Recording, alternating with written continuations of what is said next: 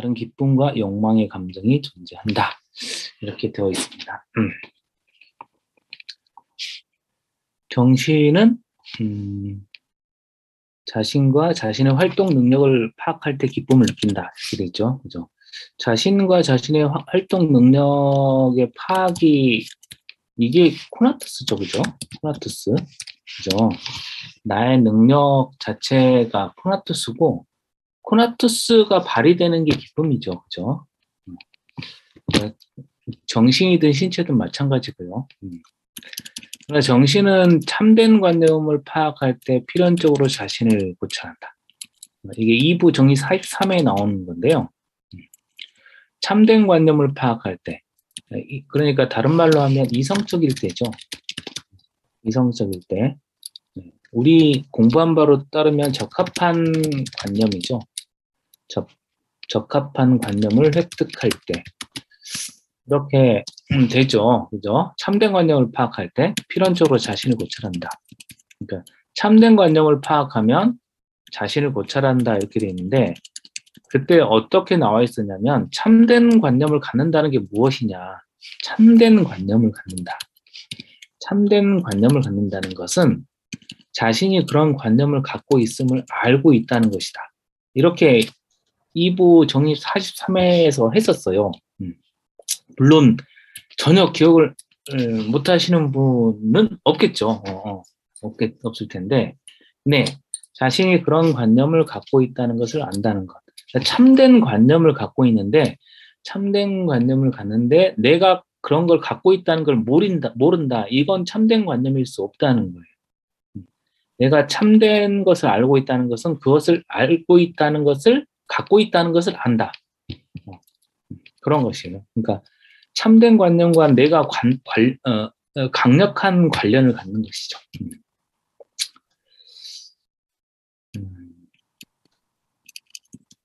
그런데 그래서 정신은 타당한 관념을 파악하죠.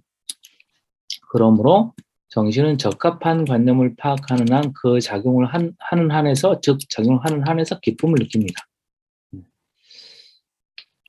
그 다음으로 정신은 명석판명한 관념을 가지는 경우와 마찬가지로 혼란스러운 관념을 가지는 경우에도 자신의 존재 안에 지속하려고 하죠. 혼란스러운 관념을 가지는 경우에도 지속하려고 하고 그런데 우리는 이런 노력을 욕망으로 인식합니다. 그러므로 욕망은 우리들이 인식하는 안에서 즉 우리들이 작용하는 안에서 우리와 관계하고 그러니까 예를 들어서 참된 관념에 그러니까 지금 적합한 관념에 따른 욕망이 있는 것이죠, 그렇죠? 적합한 관념에 따른 욕망, 그런 욕망이 존재합니다.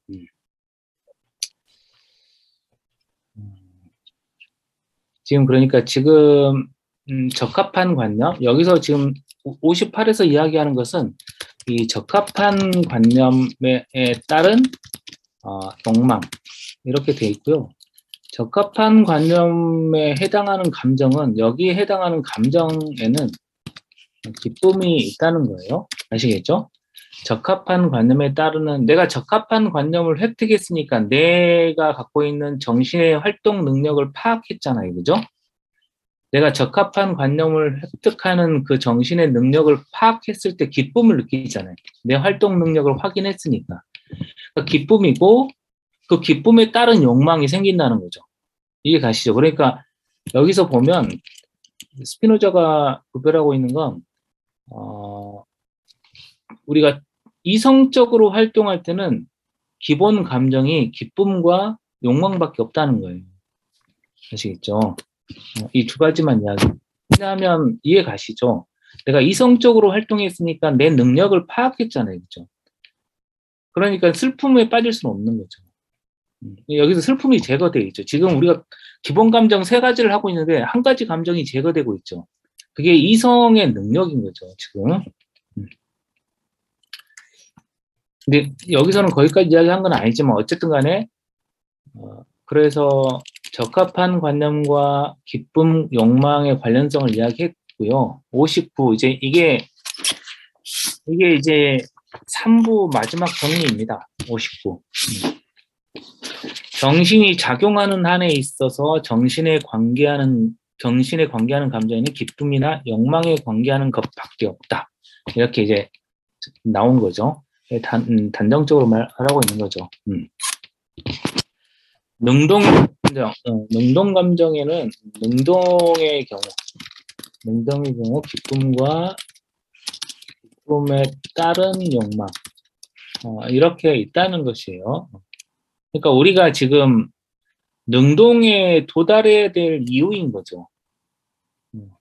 우리 삶을 슬프게 하는 게 대표적으로 슬픔이라면 증명을 간단하게 보면 모든 감정은 우리가 가만히 있어 잠시만요. 잠깐만 확대를 좀 해볼까?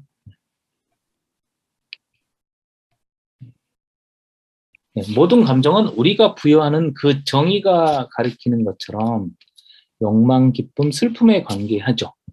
그러나 우리는 슬픔을 정신의 사유 능력이 감소하거나 억제되는 것으로 이해를 합니다. 슬픔을, 그죠? 스피노자의 정의는 그렇게 되죠. 능력의 감소죠. 다른 말로 하면 슬픔은 완전성의 감소죠. 완전성의 감소니까 내 능력의 감소입니다. 그러므로 정신이 슬픔을 느끼는 한에서 정신의 인식 능력, 즉 활동 능력은 감소하거나 방해를 받죠. 그러므로 정신이 작용하는 한에서, 능동인 한에서 정신에는 어떠한 슬픔의 감정도 관계될 수 없다. 이건 좀 전에 나온 것이죠. 좀 전에 정리 58에 나온 것이죠. 작용하는 한에서는, 여기 작용하는 한에서는 이게 무슨 말이었냐면 정신의 활동 능력에 대한 감각이었죠. 그죠?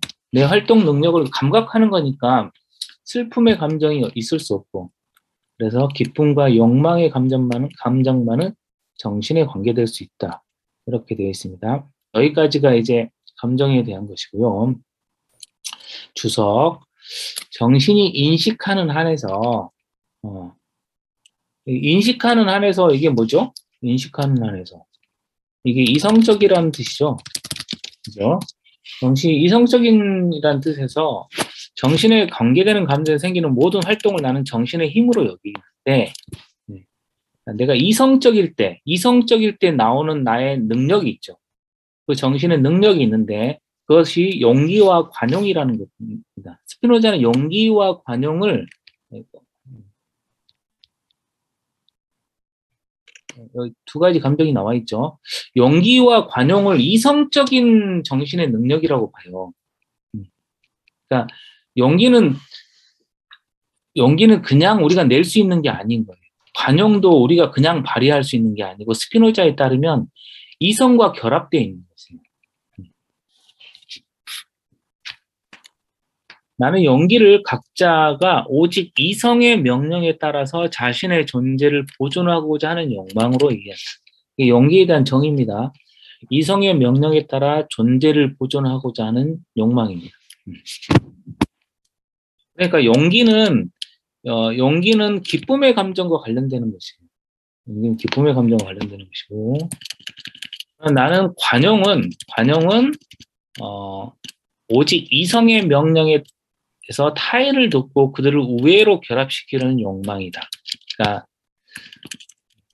이해는 쉽죠, 그죠? 그러므로 나는 행위자의 이익을 의도하는 경우를 용기로 보고 타인의 이익도 의도하는 활동을 관용으로 한다. 그러니까 용기는 나의 이익을 찾는 것이고 관용은 타인의 이익도 같이 찾는 것이고 이렇게 되어 있습니다. 자, 여기까지가 용기 관용에 대한 정의고요. 그러므로 절제, 금주, 위험에 처했을 때의 침착함은 용기의 일종이다. 절제도 그렇고 금주도 그렇고 이게 용기의 일종이라고 그랬으니까 지금 이게 절제나 금주가 이성적인 영역이라는 거예요. 이성적인 영역. 네. 금주, 오늘부터 술 끊어야지. 이거 이거 이성적이지 않으면 못 끊는다는 거예요. 그러니까 이건 뭐죠? 충동으로 할 수 있는 게 아니라는 거예요. 절대도 그렇고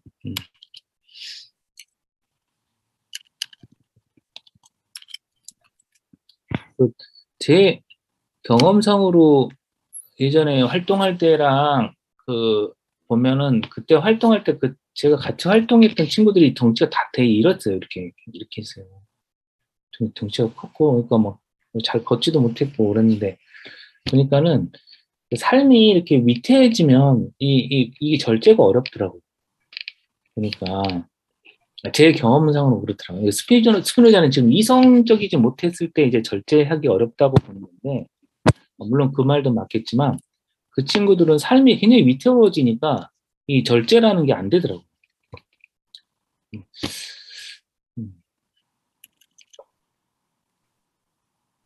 삶을 위기로부터 보호하지 않는 한은 뭔가 자기를 조절하고 이렇게 살라고 말하는 건 어려운 일인 것 같기도 하고, 하여튼 뭐 그렇습니다. 그러나 예의와 자비는 관용의 일종이고,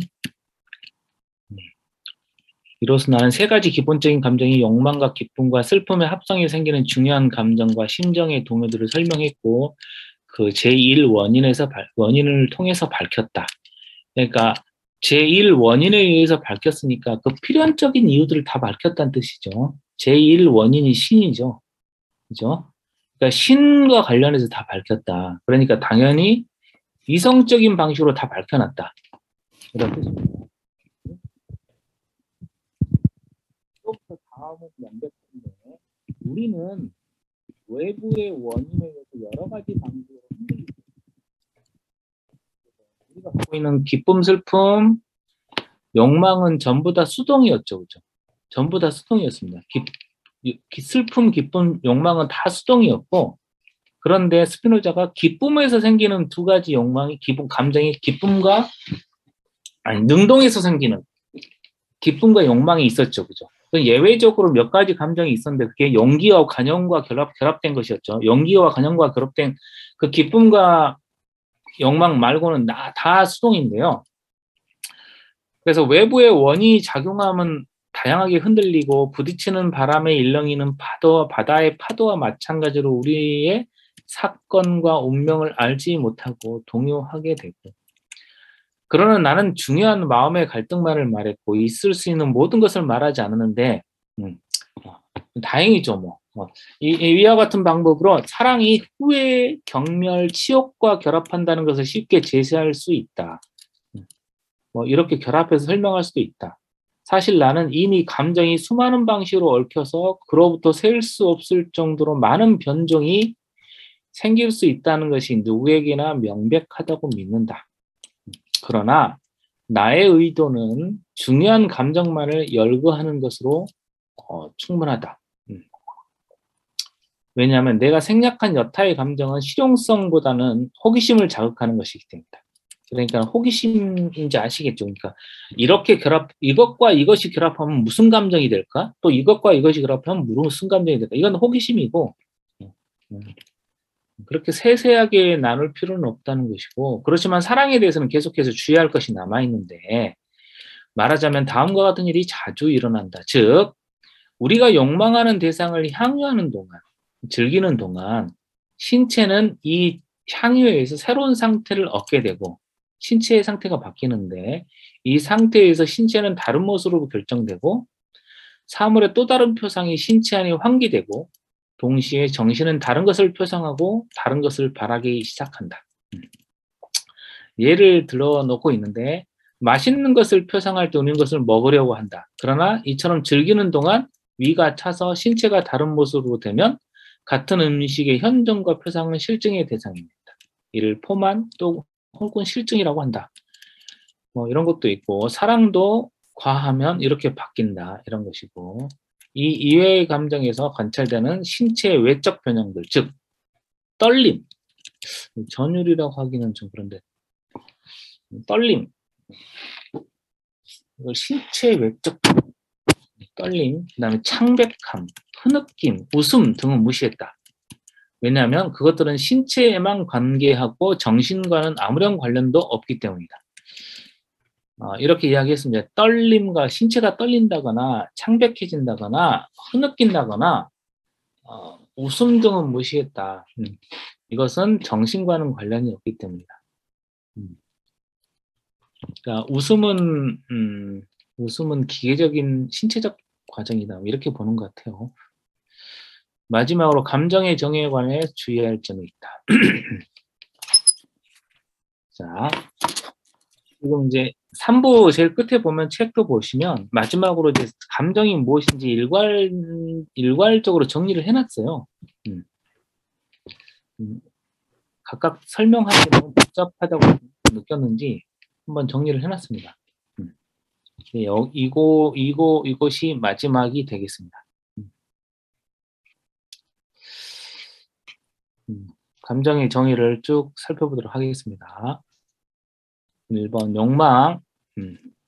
인간의 본질이 주어진 변형에 따라 어떤 것을 행할 수 있도록 결정된다고 파악되는 한에서 인간의 본질이다. 욕망이란 무엇이냐? 인간의 본질이다. 이렇게 보고 있습니다. 욕망이란 인간의 본질이다. 예.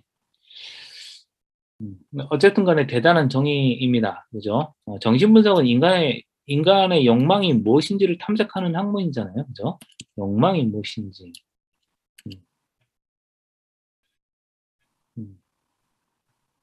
이런 것들을 탐색하는 거고, 욕망이란 인간의 본질이고, 구체적으로 파악하면 주어진 변형에 따라서 어떤 것을 행하는 것이잖아요. 행하도록 결정되는 것이죠. 내가 어떤 변형을 겪으면 이 주어진 변형이 어떤 게 있었냐면은 주어진 변형이 기쁨과 슬픔이죠. 간단하게 이야기하면 완전성의 증가가 있고 감소가 있죠. 이 두 가지 변형에 따라서 내 욕망이 발동되는 것이죠. 그게 나의 본질이다. 그러면 어떤 것을 행한다고 할 때 어떤 것을 행하죠? 우리가 지금까지 공부한 바에 따르면 어떤 것을 행합니까? 기쁨과 슬픔에 따라 어떤 것을 행합니까? 기쁨의 증가와 슬픔의 감소죠. 이 두 가지를 행하는데, 그죠? 그렇게 행하도록 결정되어 있어서 그렇게 결정되지 않은 인간은 없는 거죠. 증가와 슬픔의 감소. 이렇게 행하도록 결정됩니다. 그것이 인간의 본질이다. 해명. 3부 정리 9 주석에서 욕망은 자신의 의식을 동반한 충동이라고 했다. 그렇죠. 충동이라고도 표현했습니다. 그러나 충동은 인간의 본질이 자신의 유지에 이익되는 것을 행할 수 있도록 결정되는 한에서 인간의 본질 자체라고 했습니다. 그렇죠. 인간의 본질입니다. 충동도 유지에 이익되는 것을 행하는 것, 유지에 도움이 되는 걸 행하는 것. 그러나 동일한 주석에서 인간의 충동과 욕망 사이에는 아무런 차이도 인정하지 않는다고 이야기했다. 충동과 욕망도 차이가 없죠. 충동과 욕망 사이의 차이는 뭐였죠? 충동과 욕망 사이의 차이는 의식하느냐, 의식하지 않느냐였죠. 그죠? 의식하면 욕망이라 했고, 충동은 의식하지 않음이라고 했고, 그런데 이제 현대 정신분석학에 따르면은 충동과 욕망은 완전히 다른 겁니다. 이 두 가지는 완전히 다른 기제를 갖고 있는 것이고,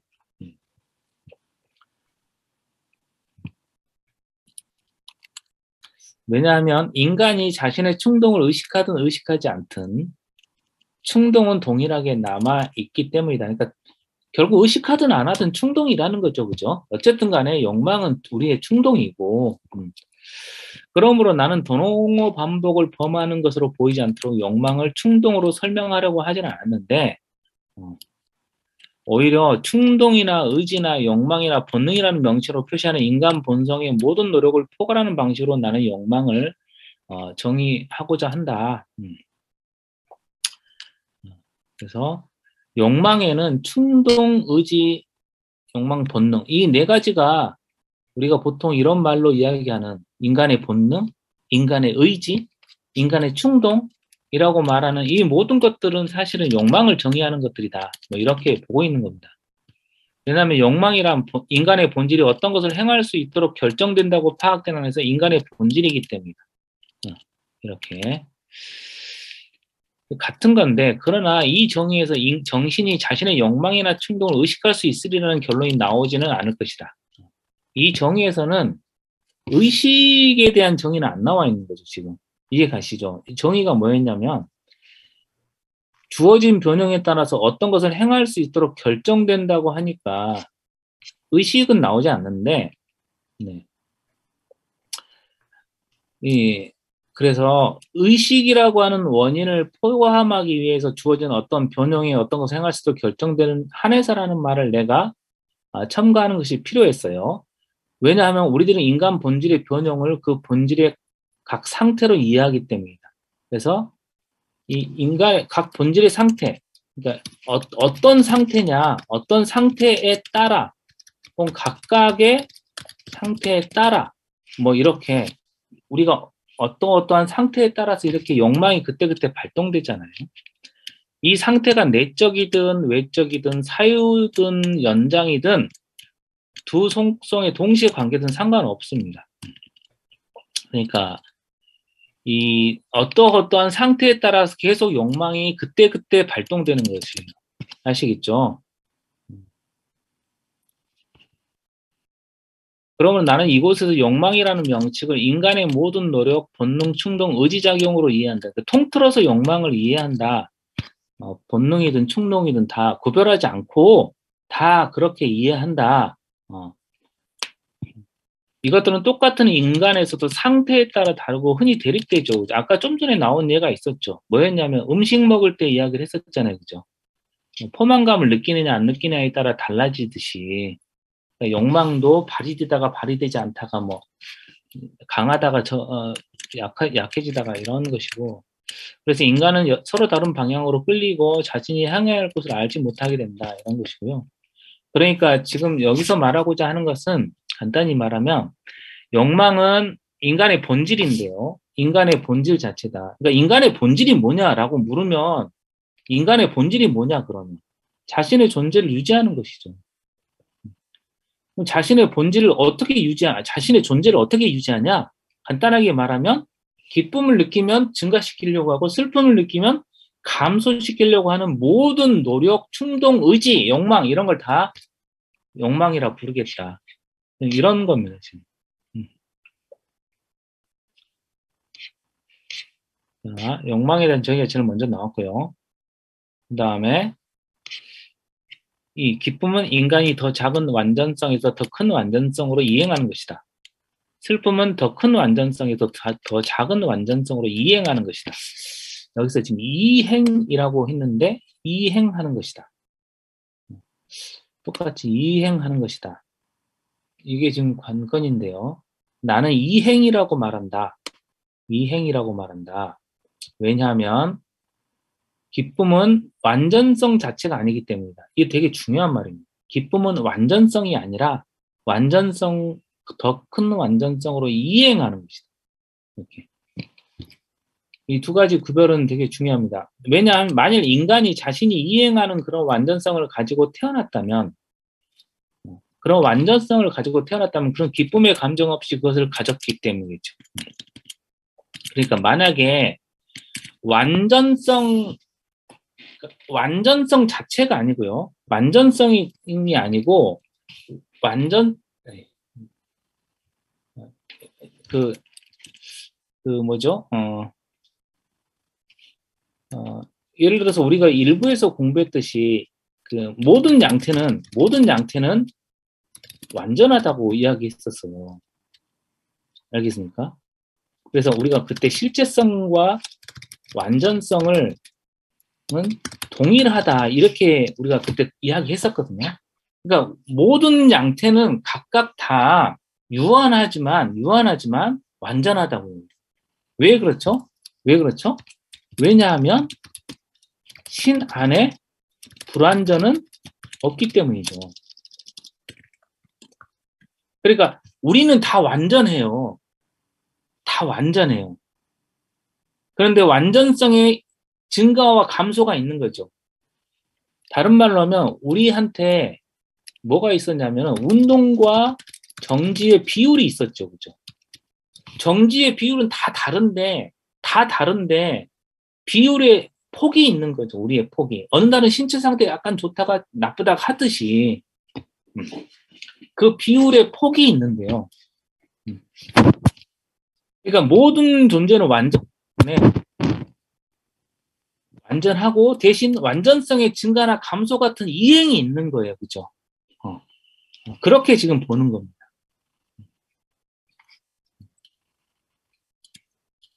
그러니까 예를 들어서 이런 예를 지금 뭐 때문에 그러냐면 예를 들어보겠습니다. 이거 제가 드는 얘기가 아니고 스피노자가 누군가하고 서신 교환을 하다가 그 당시에는 서신 교환을 되게 많이 합니다. 그러니까 그 편지가 예를 들어서 라이프니츠 아시죠? 라이프니츠 같은 경우는 그 당시 천재라고 소문이 난 사람인데 지금까지 나온 책이 그 사람이 쓴 그 지필량에 비해서 10분의 1도 안 돼요. 책이 출간된 게. 지금까지도. 그러니까 지금까지도 그 사람의 저술들을 정리하고 있는 중이에요. 학자들이. 양이 엄청나게 많은데 그 대부분의 저술이 편지예요.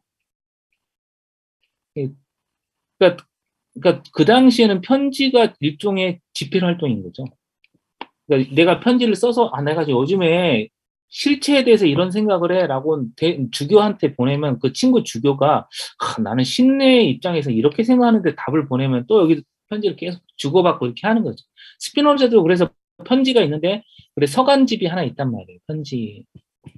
그러니까 그 당시에 편지를 주고받은 게 있는데 스피노자의 팬이었다가 스피노자를 공격하고 돌아선 사람이 있는데 그 사람이 막 질문을 하는 거예요.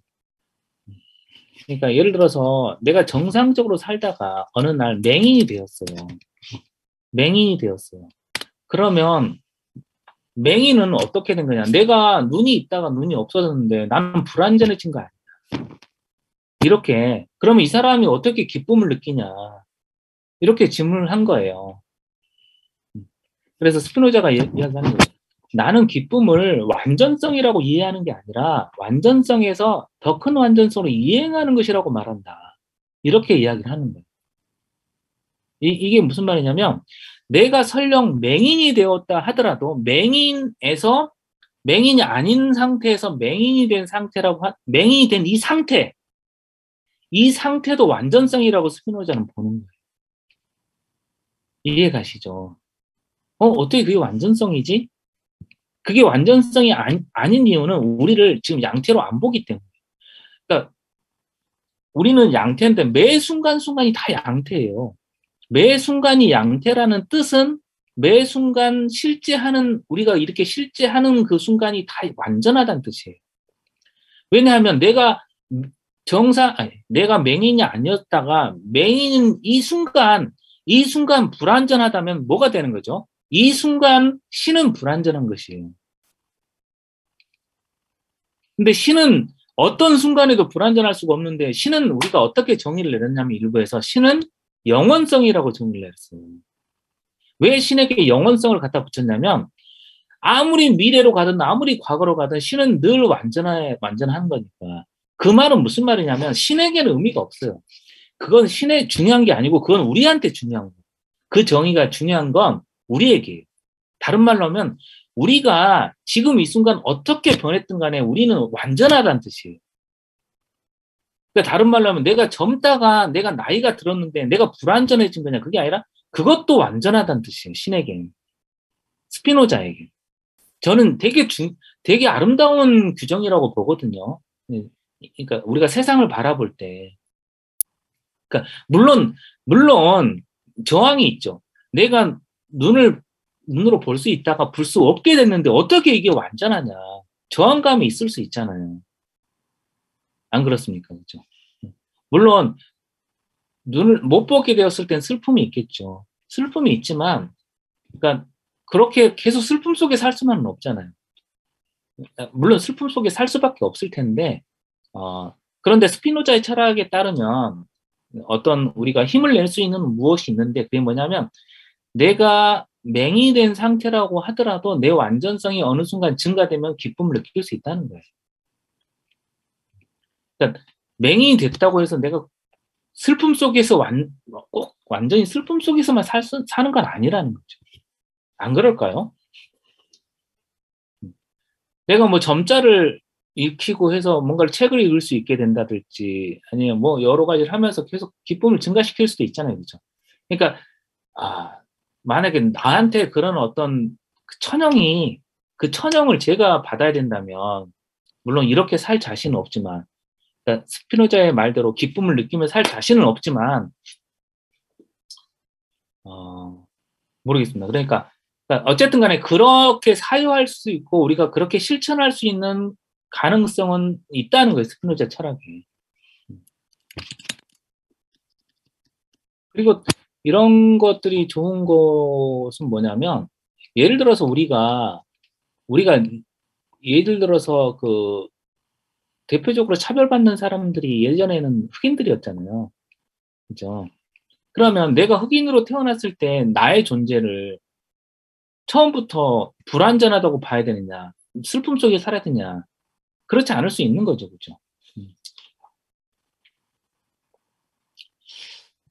하여튼, 어쨌든, 뭐, 이건 되게 어려운 문제인데, 그렇습니다. 저는 자신이 없지만, 물론 제가 이렇게 말씀드렸지만, 제가 만약에 뭐, 시력을 상실한다거나 그러면 정말 어떻게 살아야 될지는 잘 모르겠지만, 예.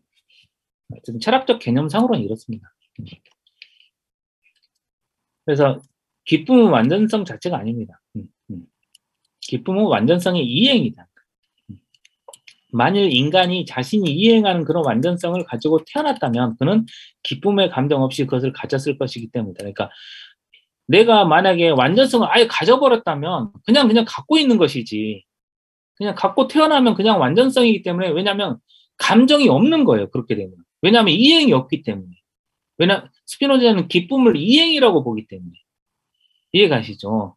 내가 그냥 아예 완전성을 갖고 태어나고 아무런 변동이 없다면 감정이 없는 거예요. 변동이 없다는 건 감정이 없다는 뜻이에요. 다른 말로 하면 변형이 없다는 뜻이죠. 변동이 없다는 건. 변동할 필요가 없는 거예요. 완전성을 아예 갖고 있다면. 이것은 기쁨의 감정이 대립하는 슬픔의 감정에서 더 명백하게 나타나는데요. 왜냐하면 슬픔은 더 작은 완전성으로 이행해서 성립하고 더 작은 완전성 자체 안에서 성립하지 않는다는 것은 아무도 부정할 수 없기 때문이고 인간은 어느 정도의 완전성을 나눠갖는 한에서는 슬픔을 느낄 수 없기 때문이에요. 더 작은 완전성 자체 안에서 성립하지 않는다는 거죠. 더 작은 완전성으로 이행하는 데만 성립하지 완전성 자체 여기서는 성립하지 않는다. 이행하는 데서만. 우리는 슬픔이 더 큰 완전성의 결핍에서 생긴다고도 말할 수가 없어서 더 큰 완전성이 결핍되어 있다. 좀 전에 말했듯이 내가 맹인이 되었다. 이런 결핍, 이런 걸 성립하는 건 아니다. 왜냐하면 결핍은 무의고 슬픔의 감정은 활동이기 때문에 스피노자는 이렇게 이야기를 하는 거예요. 지금. 그러니까 이게 무슨 말이냐면 결핍은 무다. 이게 무슨 말이냐면 맹인의 경우를 다시 얘기해 보겠습니다. 그러니까 이게 왜 무가 되냐면 지금 현재 내가 맹인일 때 현재 나에겐 시력이 없어요. 그러니까 나에겐 시력이라는 실제성이 없습니다. 지금 나에게는. 그런데 왜 이게 완전성의 결핍으로 느껴지냐. 이게 왜 내가 있어야 될 건데 왜 없는 것처럼 느껴지냐는 거예요. 그런데 지금 잘 보면 스피노자는 뭐라고 이야기하는 거냐면 시력이 나에게는 아예 없어요. 지금 아시겠죠? 아예 없어요. 그런데 왜 있어야 될 것이 없는 완전성의 결핍으로 느껴지냐? 이건 과거와 비교하기 때문에. 이해 가시죠? 현재 나에게 존재하지 않는 것과 비교하기 때문에. 쉽게 얘기를 해서 내가 나이가 먹었어요. 제가 나이가 50이 넘었잖아요. 그런데 제가 나이 10대랑 자꾸 비교를 하면 내가 슬퍼지잖아요, 당연히. 안 그렇습니까? 그런데 10대는 나에게 존재하지 않는 거예요. 존재하지 않는 것과 자꾸 비교를 하는 거예요. 비가 내리는데요, 지금 갑자기? 나하고, 그러니까 나에게 없는 것과 비교를 하는 거예요. 나에게 없는 것과 비교를 하기 때문에 말이 안 되는 거예요. 지금 나에게 존재하는 건 50대예요, 50대. 50대라는 몸이에요. 이게. 50대라는 몸 상태에서 내가 완전성이 증가할 수도 있고 감소할 수 있을 뿐이지, 존재하지 않는 것과 비교해서 내가 내 완전성이 없는 게 아니란 뜻이에요. 이해 가십니까? 이해가 안 가시나요? 그러니까 이 스피노자는 지금 내가 실제하는 이 상태를 보라는 거예요. 실제하는 이 상태. 양태니까.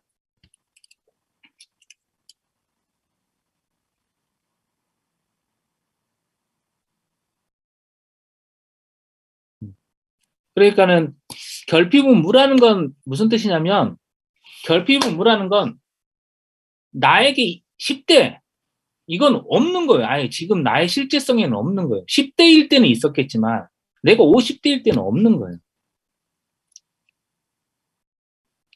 슬픔의 감정은 활동입니다. 즉 슬픔의 감정은 더 작은 완전성으로 이해하는 활동, 인간의 활동 능력을 감소하거나 방해하는 활동일 뿐이다. 이렇게 정의를 하고 있는 겁니다.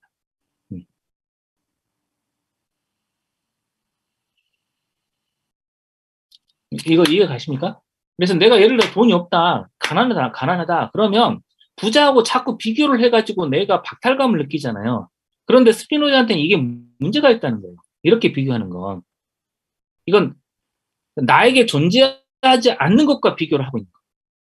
근데 내가 가난하다고 하더라도 가난한 속에서 기쁨과 슬픔을 동시에 느낄 수가 있잖아요. 그렇죠? 그래서 스피노자한테 중요한 것은 확실하게 중요한 것은 이행이라는 것이에요. 내가 갖고 있는 완전성의 이행과 관련된 게 기쁨과 슬픔이지, 그 나머지는 아무 관련이 없어요. 이외 쾌활, 쾌감, 우울, 고통의 정의는 생략하는데, 이건 앞에서 이야기했던 겁니다. 이건 신체에 관계하는 것이죠. 그래서 그때 어떻게 쾌활, 우울 뭐 이런 것들, 고통은 부분적이고 우울은 신체 전체고, 이렇게 뭐 옛날에 비교를 했었어요. 이해 가시죠? 쾌감도 부분적이라면 쾌활은 신체 전체였다, 뭐 이렇게 그 당시에 앞부분에 정리를 했었습니다.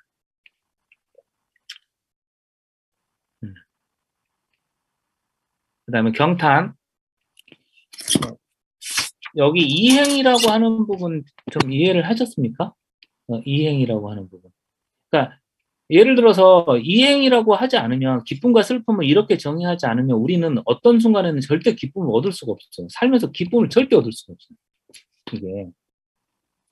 안 그렇습니까? 내가 예를 들면 맹인이 된 게 완전한 박탈이라면, 내가 눈을 갖고 있을 때하고 나를 늘 비교한다면 나는 계속 슬픔 속에서만 살아야 돼요. 이 사람. 경탄. 경탄은 어떤 사물에 관한 표상인데, 표상이라고 되어 있습니다. 경탄. 이 특수한 표상은 다른 표상과 아무런 연결도 갖지 않기 때문에 그 표상 안에 확고하게 머문다. 그러니까 이건 뭐냐면, 경탄은 고립된 표상이다. 뭐 이렇게 간단하게 정리할 수 있겠죠, 그죠? 놀라운 사람. 이렇게 놀라워. 그 사람이 고립된 거죠. 내 표상 속에. 해명. 2부 정리 18 주석에서 정신으로 하여금 한 사물의 고찰에서 다른 사물의 고찰로 옮겨가게 하는 원인을 제시했다. 우리 이때 이거 뭐 했었냐면, 말 발자국 뭐 했던 거 기억나십니까? 말 발자국을 보면 어떤 사람은 전쟁이라고 생각하고 어떤 사람은 수확철이다 뭐 이렇게 생각할 수도 있잖아요. 그죠?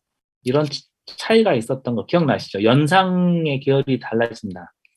신체적으로 경험에 따라서.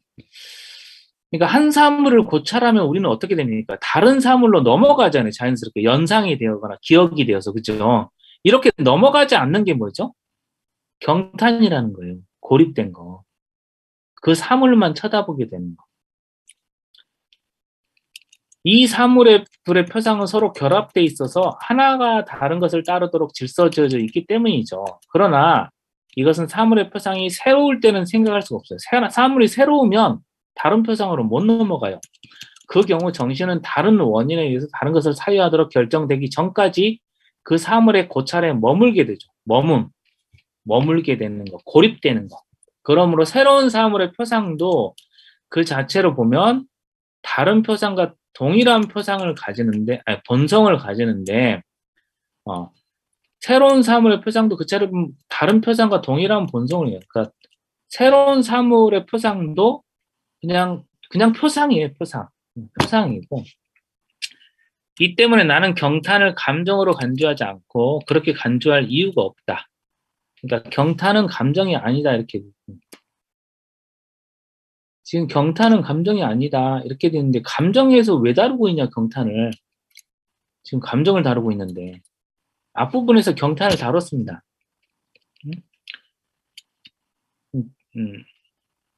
정신의 이런 분리, 고립이죠. 표상에 고립되는 거.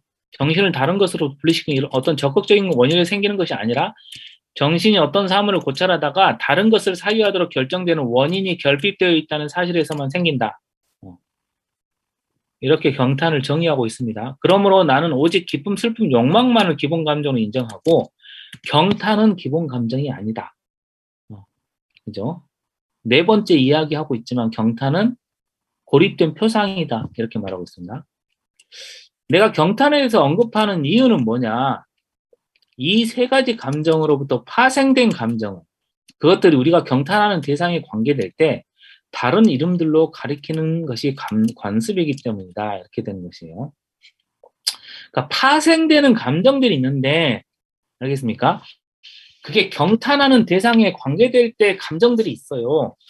그래서 기본 감정에서 파생되는 감정들을 경탄 관련해서 명칭으로 부르니까 굳이 설명하려고 경탄을 등장시켰는데 경탄은 기본 감정이 아니다, 이렇게 말하고 있는 겁니다. 예를 들어서 뭐가 있었냐면 뭐 존경, 우리가 옛날에 존경 뭐 이런 거 있었죠, 그죠? 존경하는 거, 헌신 뭐 이런 것도 있었잖아요. 경탄하는 대상을 존경하면 뭐 헌신하게 되고, 지난 시간에 다뤘듯이 경탄을 설명할 수밖에 없는데 기본 감정은 아니다. 그냥 표상의 고착이다. 이런 구별은 되게 그러니까 날카로운 거죠. 굳이 우리한테 필요한 건 아닌데 철학적으로 보면 되게 날카로운 것이에요. 경탄을 감정에 넣지 않고 표상의 고착으로 본다는 건 참 세세하게 구별하고 있다. 피곤하긴 하지만 이런 이유로 우리 여기서 경멸의 정의도 추가하겠다. 경멸이란 정신이 어떤 사물의 현존에 의해서 그 사물 자체 안에 있는 것보다 그 사물 안에 없는 것을 표상하는 것을 할 정도로 정신이 동요되지 않는 어떤 사물. 그러니까 내가 어떤 사람을 볼 때 경멸한다는 건 뭐냐? 그 사람을 생각하지 않고 그 사람한테 없는 것만을 생각할 정도로 동요가 안 되는 사물의 표상이다, 이런 것이죠. 이해 가시죠? 어떤 사람을 경멸할 때 뭐냐면 그 사람한테 없는 걸 생각하잖아. 야, 정말 넌 정말 돈이 없구나, 이렇게 그 사람을 보면서 없는 걸 생각할 때 경멸이죠.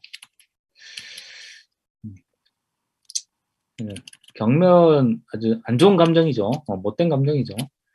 여기서 존경과 모멸의 정의를 생각하는데, 왜냐하면 내가 아는 한 어떤 감정도 이것들로부터 명칭을 끌어내지는 않기 때문이다. 그러니까 존경과 모멸의 정의를 생각하는데 다른 감정들이 있는데 여기서 끌어내서 쓰지는 않으니까 내가 생략한다. 다행입니다, 생략해줘서. 사랑이란 외적 원인의 관념을 동반하는 기쁨이고, 이건 다 외우셨죠, 이제. 사랑이란 외적 원인의 관념을 동반하는 기쁨입니다. 이 정의에 대해서 어떻게 생각하십니까? 사랑이란 멋진 정의입니까? 멀뚱멀뚱 반응을 안 보이시고 왜 멀뚱멀뚱하니? 사랑이란 외적 원인의 관념을 동반하는 기쁨. 외적 원인의 관념, 그 사람을 생각하게 되는 기쁨, 뭐 이렇게 정의가 되어 있는데 왜 이 멋진 정의 아닙니까? 아닙니까? 반응을 유보하시는 어떤 대단하십니다. 제가 뭐 어떻게 그 다음에 뭐 할까봐 유보를 하시는 것 같은데.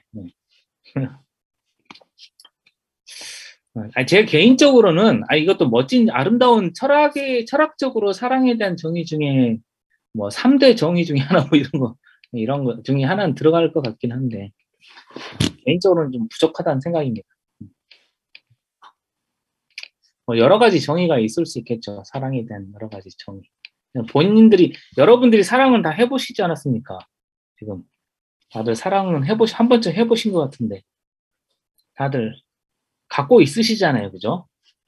그런데 제가 보기에는 이 정의는 사랑의 결과 같다는 느낌이 드는 거예요. 결과론적인 측면의 정의가 아닌가. 그러니까 내가 좀 기뻐지더라 이런 거잖아요. 기뻐지더라. 그 사람을 생각해서 기뻐지더라. 이런 건데 좀 결과적인 측면이 너무 강하고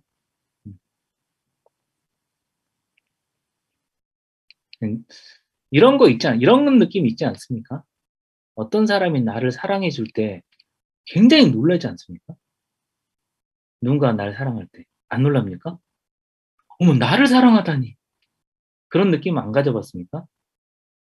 저 옛날에 처음 사랑할 때 그런 느낌 엄청 크거든요. 어떻게 나를 사랑할 수가 있지? 그런 거. 와, 나를 사랑하다니. 와. 그리고 내가 사랑을 할 때 그 사람도 그렇게 느끼는 것 같아요. 어떻게 나를 사랑하지? 이런 느낌 없었습니까? 아니, 당연히 나를 사랑해야지. 사랑하지 않고 백이겠니? 이렇게 생각해가지고 사랑이 됩니까? 불가능할 것 같은데. 그럴 때 사랑에 어떤 뭔가 있다는 거. 어떻게 날 사랑할 수가 있지? 사랑이란 그 사람이 갖고 있지 않음에 대한 어떤 그 감정 같은 건데, 그 사람이 갖고 있지 않은 것을 포착하는 거. 그런 거 아닙니까? 사랑이란. 다른 말로 하면, 좀 더 적극적으로 정의하면, 사랑이란 내가 갖고 있지 않음을 주는 거.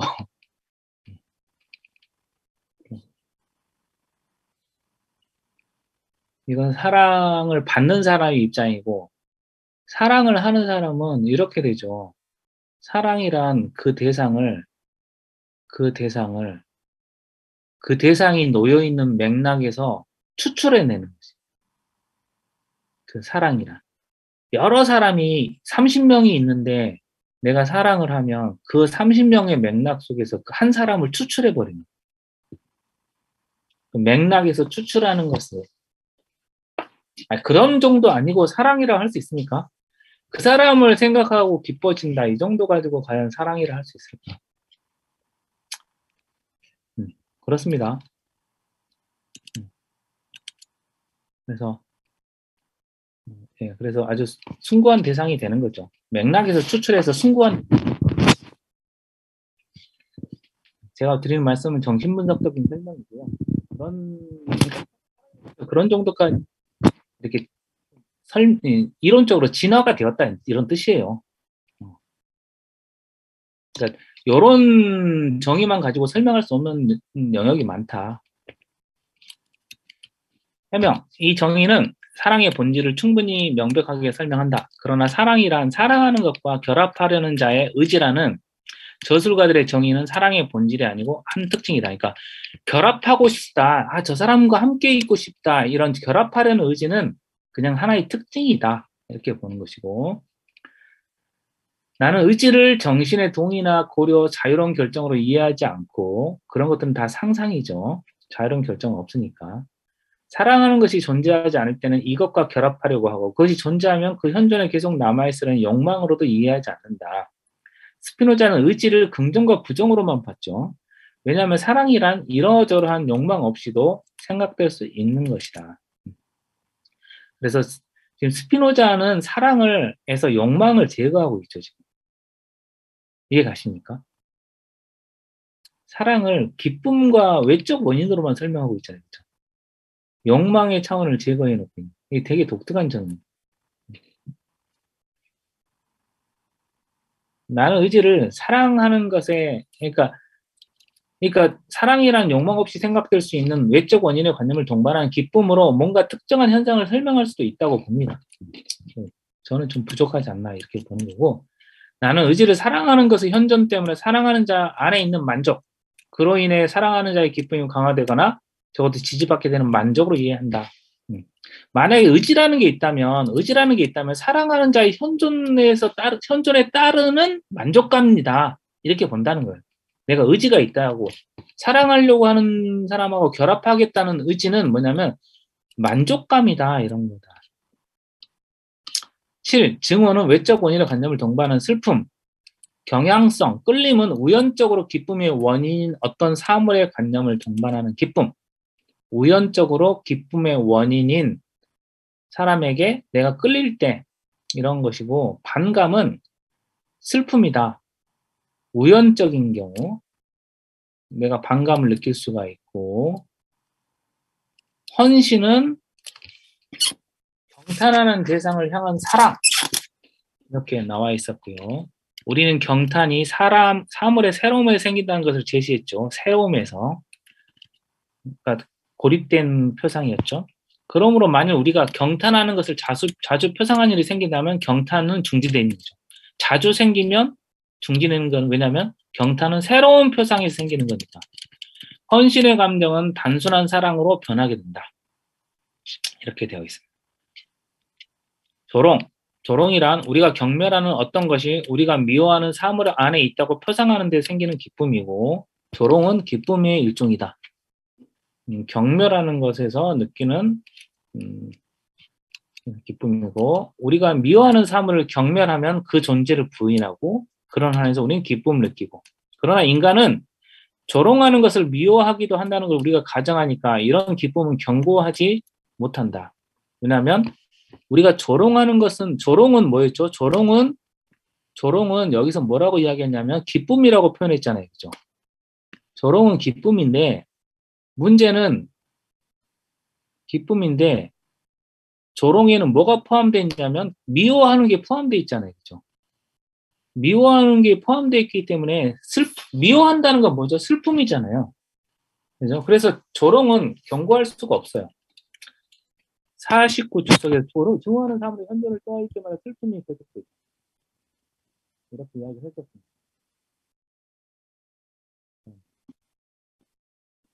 한 가지만 하고 쓰겠습니다. 희망이란 우리가 그 결과에 대해 어느 정도 의심하는 미래, 과거, 사물의 관념이 생기는 비연속적 기쁨이다. 희망은 저번에서 불확실한 거라 했겠죠. 불안정하고 불확실한 기쁨이었고, 여기서는 비연속적 기쁨이다. 의심이 되는 사물에 대한 관념. 내가 합격했을까? 합격할 것 같아. 아니야. 떨어졌을 것 같아. 공포, 두려움, 뭐 이런 거. 공포는 비연속적인 슬픔이고, 해명. 이 정의에서 공포 없는 희망은 없고 희망 없는 공포는 없다. 이해 가시죠? 그죠? 떨어졌을까? 공포. 아니야, 붙었을 거야. 희망. 그죠? 불확실하니까. 왜냐하면 희망에 의지하여 어떤 사물의 결과를 의심하는 사람은, 희망에 의해서 의심하는 사람은 당연히 공포를 느끼겠죠. 미래 사물의 존재를 배제하는 어떤 것을 표상하는 것으로 배제하는 것을 표상하게 되죠. 슬픔을 느끼겠죠.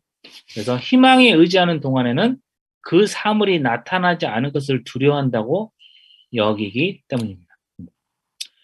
그러나 공포 안에 있는 사람은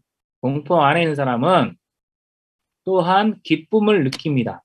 왜냐하면 그 사물의 배제를 표상하니까. 그래서 사물이 나타나지 않기를 희망하죠. 그죠? 그래서 예를 들어서 뭐 위기. 그러니까 우리가 알고 있듯이 정치적인 기재에서 가장 잘 쓰는 게 정치적 기재로 가장 많이 쓰이는 게 바로 위기죠. 위기. 여러분들 아시겠지만 대통령 선거라도 국회의원 선거할 때 모두 다 이렇게 하죠. 국가의 위기다. 그렇죠? 모두 다 갑자기 위기가 되잖아요. 잘 살아왔는데 갑자기 위기가 되잖아요. 절체절명의 위기다. 대한민국이 어디로 가고 있는가. 이 위기에서 구해야 됩니다. 희망, 공포를 자극하는 거죠.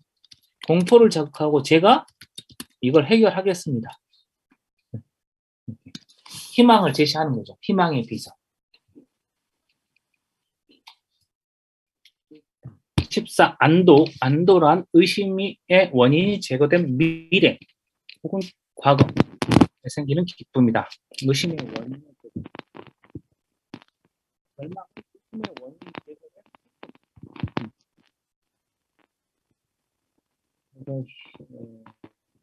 사물의 결과에 대한 의심의 원인이 제거될 때 희망에서 안도, 공포에서 절망으로 바뀌죠.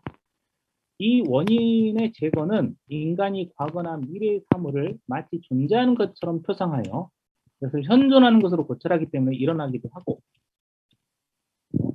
이 원인이 어떻게 해서 제거되느냐? 지진이 일어날 거야 라고 하다가 아니야, 일어나지 않아. 이렇게 되면 안도가 되는 거죠. 마치 인간이 자신에게 의심이 생기면 바로 그 사물의 존재를 배제하는 다른 것을 표상하기 때문에 지진이 일어나지 않아. 뭐냐면 예를 들어서 뭐 진도 특정을 했더니 아무 이상이 없더라. 뭐 이런 식으로 그런 다른 사물의 존재를 표상한다거나 뭐 이런 거죠. 왜냐하면 비록 우리들이 개별적인 사물의 결과를 확신할 수 없다 할지라도 우리가 그 결과를 의심하지 않는다는 사실이 일어날 수는 있죠. 그죠? 다른 걸 통해서 어떤 사물을 의심하지 않는다는 것과 그 사물을 확신한다는 건 서로 다릅니다. 그죠? 의심하지 않는다는 것은 확신한다는 것과 의심하지 않는다는 것은 앞에 나온 것이죠. 결과를 모르는 거죠. 몰라도 간접적으로 알고 의심하지 않을 수도 있죠. 근데 이게 지금 정확한 건 모르겠는데 제 제 약간 감으로는 이 어떤 사물도 의심하지 않아. 그러므로 확실해. 라고 말한 사람이 데카르트거든요. 예. 근데 의심하지 않음과 확신함은 다르다. 이렇게 지금 구별을 하고 있단 말이죠. 이게 지금 데카르트에 대한 간접적인 비판인가?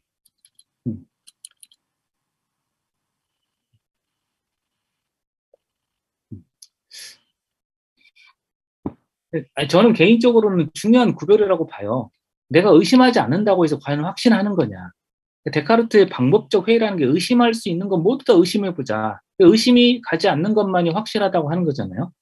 근데 스피노자는 그게 아니다. 의심하지 그렇다고 확신할 수 있는 건 아니다. 이렇게 말하고 있거든요. 하여튼 그걸 구별하고 있다는 거, 이건 되게 중요한 진척이라고 봅니다. 그러므로 과거나 미래의 사물의 표상으로 마치 현재의 사물의 표상에 의하는 것과 같은 기쁨이나 슬픔의 정서에 우리들이 자극받는 일이 가능한데요. 그렇죠? 우리는 늘 이렇게 살지 않습니까? 과거나 미래에 관련된 표상을 떠올리고 현재 내가 막 거기에 대해서 막 안달복달 한다거나 이러지 않습니까? 네. 그러니까 그런 거 있잖아요. 뭐 불교에서 되게 뭐 그러지 않나요? 이 현재에 집중하고, 그죠? 뭐 현재를 자꾸 생각하고, 뭐 마음 챙김이라든지 그런 게 여기 그런 거 아닌가요? 현재를 자꾸 사유하고. 근데 우리는 되게 과거하고 미래 여기에 계속 갇혀 있잖아요. 그죠? 거기 그 표상 속에서 왔다 갔다 하고 있기 때문에 뭐 그래 현재 집중하라 해도 그게 쉬운 일은 아니죠. 환희란 기대한 바에 어긋나게 일어나는 과거 사물의 관념을 동반한 기쁨. 환희는 기대한 바에 어긋나게. 그럴 리가 없는데 내가 상을 타다니 뭐 이러면 환희가 되는 거예요. 실망은 내가 1등이라고 몰래 생각했는데 안 되면 슬픔이죠. 실망. 연민. 우리하고 비슷하다고 표상하는 타인에게 일어나는 해악의 관념을 동반하는 슬픔이죠. 기억을 떠올리는 식으로 읽겠습니다. 어쨌든 연민과 동정 사이에는 차이가 없다. 연민과 동정은 연민은 개별적인 감정이고 동정은 연민의 습성을 염두에 둔다는 것 말고는 아무런 차이도 없다. 근데 이 문장을 읽고 도대체 무슨 차이가 있는지 저 개인적으로는 잘 모르겠어요. 연민은 개별적인 감정을 염두에 두고 있는 것이고 동정은 연민의 습성을 염두에 둔다는 것 말고 차이가 없다. 그러니까 둘 사이는 차이가 없는데 이것 말고는 차이가 없다는데 이게 무슨 말인지 모르겠거든요. 개인적으로. 연민의 습성을 염두에 둔다는 게 뭔 말일까? 이렇게만 써놓고 이해하라 그러는 스피노자는 좀 무책임하지 않나. 개인적으로 그렇습니다. 아시는 분은 저한테 설명해 주시기 바랍니다. 나중에. 문자라도 설명 좀 해주시고. 근데 밑에 또 다른 설명 나옵니다. 하여튼 이 상태로는 알 수 없고. 연민의 습성을 염두에 둔다는 게 뭐지? 연민의 습성이 있으면 동정입니다. 이거 잘 모르겠어요. 하여튼 거의 차이가 없다 이런 거 연민 같은.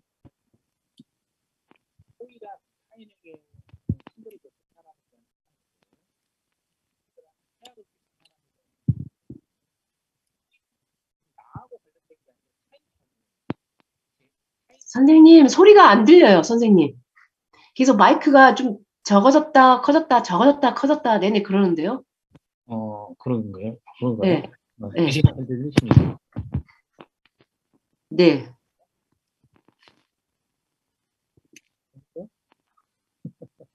여보세요? 아직 소리가 작아요, 선생님. 작으시다고요? 네. 들리면 크게 하는데. 안녕하십니까? 들리십니까? 네, 잘 들려요. 네네.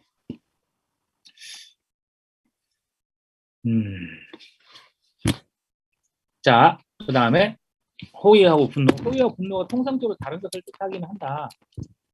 다른 말로 호의하고 분노를 왜 제3자의 이자하고 말의 의미가 아니고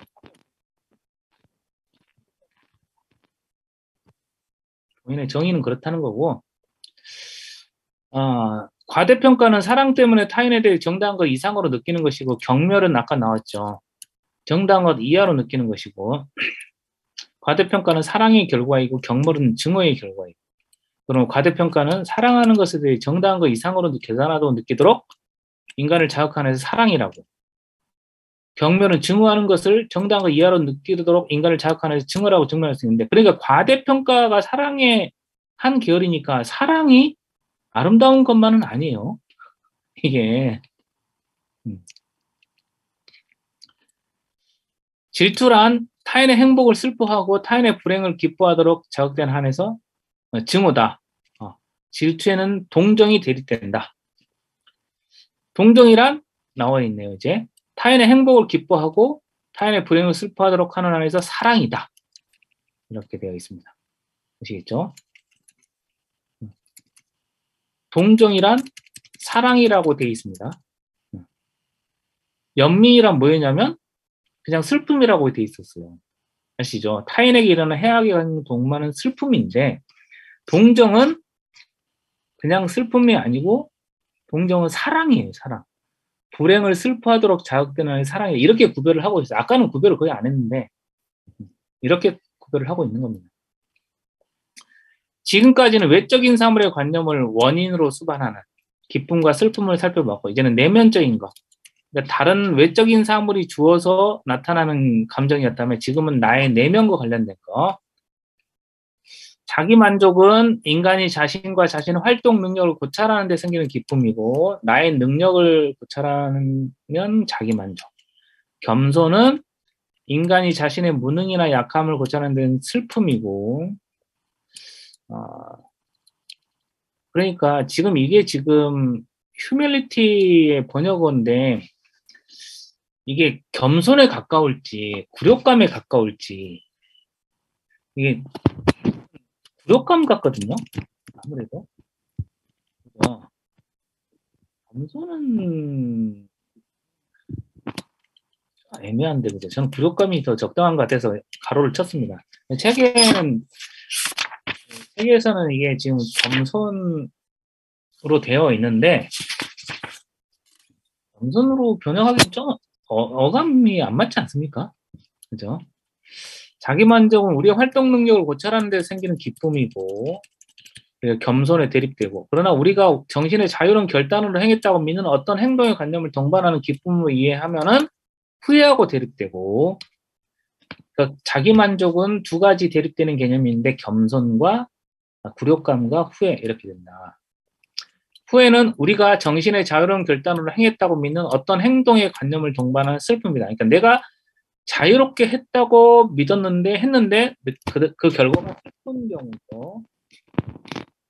해명, 습관적으로 나쁘다고 불리는 모든 행위에는 슬픔이 따르고, 옳다고 불리는 행위에는 기쁨이 따른다는 것은 이상하지 않은데 교육에 달려있죠. 그러니까 교육받은 정도에 따라 후회하기도 하고 자랑하기도 하고. 그죠? 부모는 나쁘다고 하는 행동은 비난하고 옳다는 행동은 칭찬하고 슬픔이 전자와 그리고 기쁨이 후자와 결합되도록 영향을 미쳤습니다. 부모가 칭찬하고 질책하는 것과 관련해서 우리는 이런 감정에 빠집니다. 오만은 자신에 대한 사랑 때문에 자신을 정당한 것 이상으로 느끼는 것이고 따라서 오만과 과대평가는 어떤 차이가 있냐? 과대평가가 외부 대상에 관계되는 거죠. 타인에 대해서 평가하는 것이고 오만은 자신을 평가하는 것이다. 이렇게 구별하면 되겠습니다. 더욱이 근데 우리가 이렇게까지 구별을 하지 않죠. 우리 감각으로. 과대평가가 우리는 남에 대해서만 하는 건 아니잖아요. 나 자신에 대해서 우리는 하잖아요. 그죠? 그렇게 구별을 하진 않는데 서구에서는 이렇게 구별한다는 것이고 더욱 이 과대평가가 사랑의 결과나 특징인 것처럼 오만은 자기의 특징이다. 따라서 오만이란 자신에 대해 정당한 것 이상으로 느끼게끔 인간을 자극하는 한에서 자기애이다. 이 정서에는 대립되는 게 없다. 왜냐하면 아무도 자신에 대한 증오 때문에 정당한 것 이하로 자신에 관해 느끼지 않기 때문이다. 이게 되게 중요한 겁니다. 이게 핵심을 찝었다고 보는데, 그러니까 지금 어디 있습니까? 오만이란 자기의 자기 만족이잖아요. 오만이란 여기 자기의 자기 만족에 반대되는 게 없다는 건데. 왜 반대되는 게 없지 있지 않나? 그런데 사실은 그 뒤에 말이 중요합니다. 자신에 대한 증오 때문에 정당한 것 이하로 자신을 느끼지 않는 건데 사실 어느 누구도 자신이 이런저런 것을 할 수 없다고 표상하는 때조차 나는 이런 걸 못해 라고 할 때도 자신에 대해서 정당한 것 이하로 느끼지 않습니다. 이게 되게 중요한 말이라고 전 이거 핵심을 잘 짚었다고 봅니다.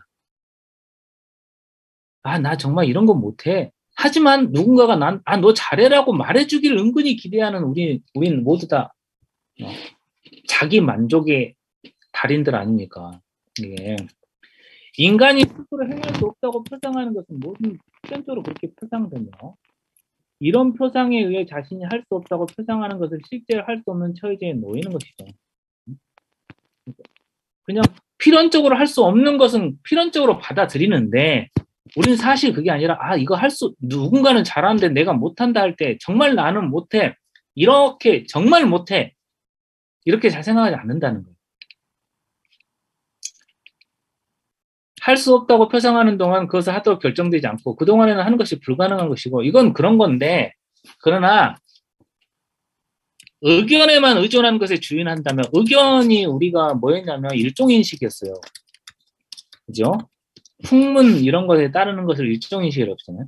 의존하는 것에 주인한다면 인간이 자신에 대해 정당한 이하로 하찮게 여길 수 있다고 할 수는 있겠다. 풍문에 따르면 자신에 대해서 정당한 것 이하로 느낄 수는 있겠다. 그런데 사실 정확하게 고찰하면 인간은 자신에 대해서 정당한 것 이하로 느끼려고 안 해요.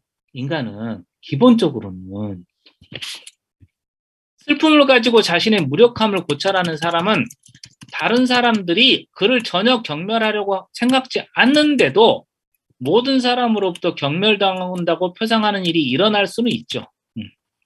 자신의 무력함을 고찰하는 사람은 혼자서 이런 데 빠질 수는 있어요. 그리고 인간은 불확실한 미래와 관련하여 현재 자신에 관해 어떤 것을 부정하고 자신에 대해 정당한 이하로 느낄 수도 있습니다. 불확실한 미래에 관련해서 나는 안 될 거야 뭐 이런 거. 이는 마치 자신이 확실한 아무것도 생각할 수 없거나 나쁜 것이나 천한 것만을 바라거나 생각할 수밖에 없다고 부정하는 것 같은 겁니다. 이런 것 지금 여기서 말하고 있는 것은 뭐냐면 일종 인식에 따르는 거예요. 아시겠죠? 의견에 따를 때. 마지막으로 어떤 사람이 그와 동등한 사람들이 쉽게 하는 일도 치욕에 대한 지나친 공포 때문에 감히 하지 못하는 것을 알 때 자기에 대해서 정당한 것 이하로 느낀다고 할 수 있죠. 내가 치욕 때문에 못할 수는 있죠. 따라 이런 감정은 오만과 대립시킬 수 있고 나는 그것을 의기소침이라고 할 것이다. 그러니까 이런 경우는 의기소침이고 오만과 대립되는 것입니다. 이런 경우 내가 치욕에 대한 두려움 때문에 못하는 경우 그런 경우는 있을 수 있지만 앞에서 말한 건 다른 거다라는 거예요. 자기 만족에서 오만이 생기는 것처럼 겸손, 굴욕감에서 의기소침이 생긴다. 이렇게 구별을 해놓고 있는데요. 이건 그러니까 지금 어디죠? 지금 의기소침이라고 하는 의기소침이라고 하는 것은 앞에 말했던 이 자기만족과 오만과 특정한 측면에서 대립되는 개념이다. 아시겠죠? 특정한 측면에서. 그러니까 공포 때문에 못하는 경우를 의기소침이라 하지. 해명, 우리는 습관적으로 오만에 겸손을 대립시킨다. 습관적으로 오만과 겸손을 대립시킨다. 그러나 이 경우 우리는 이 두 감정의 본성보다는 결과에 주의하는 것이다. 지나치게 자신을 자랑하고 자신의 장점과 타인의 결점만을 이야기하고 모든 사람에 대해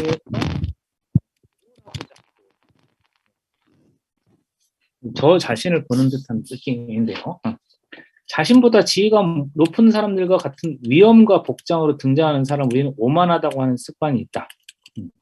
반대로 자주 얼굴이 붉어지고 자신의 결점을 고백하고 타인의 장점을 이야기하고 모든 사람의 양보하고 머리를 숙이고 걷고 치장하기를 싫어하는 사람을 겸손하다고 하고 저를 보는 듯한 느낌입니다. 말하자면 겸손과 의기소침은 인간 본성에는 매우 드물다. 이건 되게 드물다. 왜냐하면 인간의 본성을 보면 될 수 있는 한 그런 정서에 반항하기 때문이다. 왜냐하면 정신은 자신의 활동 능력을 정립하는 것만을 표상하려고 합니다. 코나투스 때문에 의기소침, 그 다음에 겸손, 이 굴욕감이죠. 겸손, 굴욕감. 이게 굴욕감인데 아까 말했습니다. 이런 경우는 굉장히 드물다. 본성상. 그러므로 자기 비하가 심하고 겸손한 것으로 생각되는 사람은 보통 가장 강한 명예욕과 질투심을 갖고 있다. 그러니까 앞에 말했던 오만과 겸손을 대립시켜서 저 사람 참 겸손하구나. 거기에 속아서는 안 된다는 거죠. 그 사람은 가장 강한 명예욕과 질투심을 갖고 있다. 저는 이게 인간의 핵심을 꿰뚫었다고 봅니다. 30. 명예란 타인에게 칭찬받는다고 표상하는 우리들의 어떤 행동관념을 동반하는 기쁨입니다. 타인에게 칭찬받을 때. 치욕은 타인에게 비난받을 때의 슬픔. 이 구별이 쉽죠. 여기서는 치욕과 수치의 차이에 주의하자. 치욕이란 우리가 부끄러워하는 행동에 뒤따른 슬픔이자 수치는 추한 행동을 범하지 않게끔 인간을 억제하는 치욕에 대한 공포다. 아시겠죠? 수치심은 공포감이다. 수치심에는 보통 뻔뻔함이 대립되고 이 뻔뻔함은 감정이 아니다. 뻔뻔함은 감정이 아니라고 합니다. 그러나 감정의 명칭은 주의한 것처럼 감정의 본성은 잘 설명하지는 않고 우리가 이렇게 쓰는 용법이 있으니까 그냥 쓰는 경우가 많다. 그러니까 수치심에 뻔뻔함을 대립시키는데 본성을 보면 정확하게 보면 뻔뻔함은 감정이 아니라고 합니다.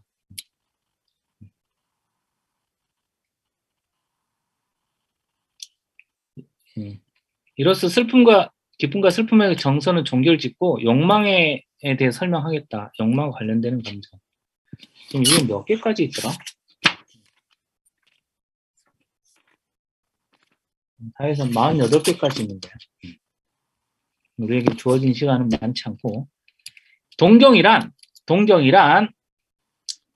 어떤 사물을 소유하려는 욕망이고 소유 욕망이고 그 사물을 상기함으로써 강화되고 그 존재를 배제하는 사물을 상기하면 방해를 받고 어떤 사물을 상기하면 그로 인해 그 사물이 현존했던 것 같은 감정으로 그 사물을 고찰하게 되죠. 그죠? 떠올리면 현존하는 것처럼 고찰하죠. 그러나 이런 경향이나 노력은 우리가 깨어있는 동안에는 대체로 우리가 상기하는 사물의 존재를 배제하는 사물의 표상에서 방해받잖아요. 그죠? 깨어있는 동안에. 따라서 우리를 어떤 기쁨으로 자극하는 사물을 회상할 때 우리는 동일한 기쁨의 감정으로 그것을 현재적으로 고찰하고자 하죠. 그러나 이런 노력은 그 사물의 존재를 배제하는 사물의 상기에서 방해받죠. 따라서 동경은 실제로 우리들이 미워하는 사물의 부재에서 생기는 기쁨에 대립되는 슬픔이다. 지금 동경에 대해서 앞에서는 어떻게 이야기했냐면 사물을 소유하려는 욕망이라 했는데 여기서는 좀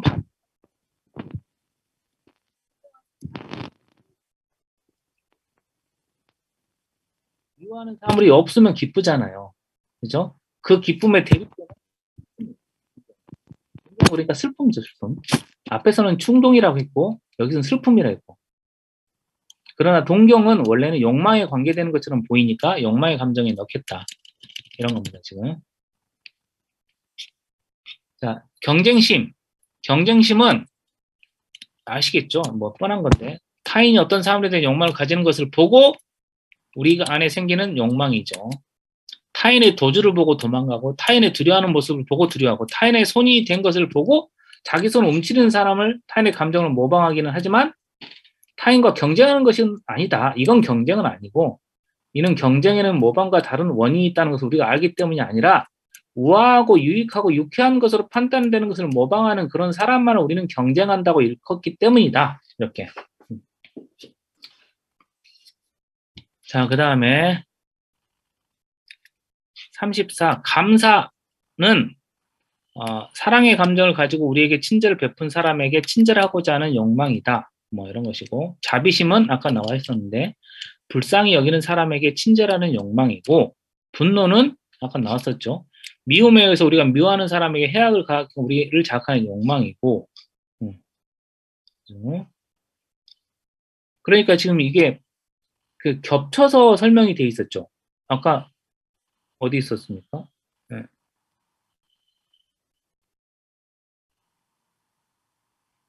여기 분노가 타인에게 해악을 끼친 사람에 대한 증오 이렇게 돼 있었잖아요. 그죠? 이렇게 20번에 그죠? 사랑과 증오 이런 식으로 설명이 돼 있었는데 여기서는 이제 다시 욕망의 관점에서 설명을 다시 하는 거죠. 복수심은 미움의 감정이고 잔혹함은 우리가 사랑하는 자에게 해악을 가하게끔 자극하는 욕망이고 잔인함에는 온화함이 대입되고 온화함은 수동이 아니고 복수심을 억제하는 정신의 능력이라고 되어 있고 온화함은 이게 그 기독교에서 말하는 온유함인가? 아마 그런 건가 봐요. 그죠? 소심함은 큰 악을 작은 악으로 피하려는 욕망이고 대담함은 뭐 아실 테고 비겁함도 아실 테고 여기 이 정도로 하고 경악은 뭐 놀라서 피하려고 했는데 방해당한 사람. 경악은 비겁함의 일종이고 여기까지 하고 공손함, 명예욕 이거 다 아시죠, 그렇죠? 명예욕은 읽어보면 다시 명예욕은 모든 감정을 조장하고 강화하는 욕망이다. 예, 그래서 명예욕이 늘 문제였었죠. 이 감정은 거의 정복될 수가 없어요. 정복될 수가 없어 명예욕. 왜냐면 인간이 어떤 욕망이 묶여있는 동안은 필연적으로 명예욕에 동시에 묶이기 때문에. 키케로는 이렇게 말했는데 가장 고상한 사람들도 명예욕에 지배당한다. 특히 철학자들까지도 명예를 경멸한다는 데 쓴 책에 자신의 이름을 써놓는다. 명예를 경멸해야 된다고 말하면서도 그 책에 자기 이름을 썼다는 건 명예욕이 있다는 거잖아요. 그죠? 명예욕은 떨치기 어렵다. 미식, 음주, 탐욕, 욕정 뭐 이런 거 다 넘어가도록 하겠습니다. 다 넘어가고 감정의 일반적 정의 이걸 여기 이 부분만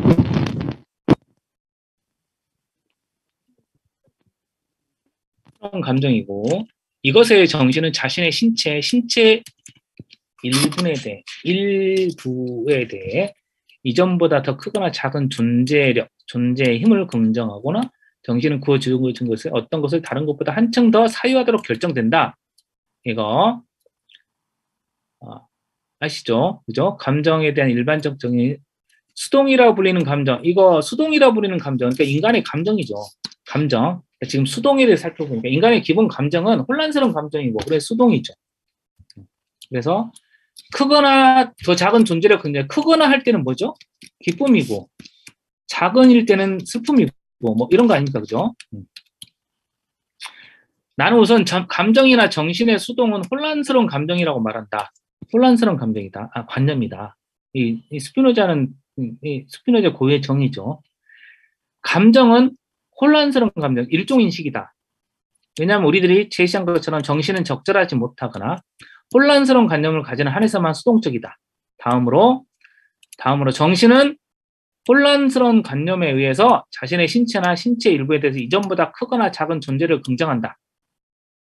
왜냐하면 우리가 가지는 물체의 관념은 외부 물체의 본성보다 우리 신체의 현실적 상태를 더 많이 지시하니까, 그래서 우리의 신체에 대한 긍정이죠. 그리고 감정의 형상을 구성하는 관념은 신체 자체나 신체 어떤 부분이 가지는 활동력이나 존재력이 증대하거나 감소하거나 촉진되거나 방해받음에 따라 신체나 일부가 표시하는 상태를 지시하거나 표시하지 않으면 안 된다. 여기서 이전보다 작은 존재력이라고, 크거나 작은 존재력이라고 말할 때 주의할 것은 정신이 신체의 현재 상태를 과거의 상태와 비교한다고 내가 이해하지 않는다는 점이다. 이게 아까 제가 말씀드린 것이에요. 이게 되게 중요합니다. 우리가 절대 신체의 현재 상태를 과거하고 비교해서 이해하면 안 된다는 거예요. 과거하고 비교하지 말라.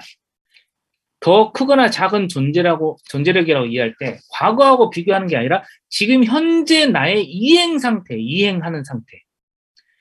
지금 내가 커지거나 작아지는 것이지 과거하고 비교하는 것이 아니에요. 오히려 감정의 형상을 구성하는 관념은 이전보다 크거나 작은 실제성, 여기서 실제성이라는 거죠.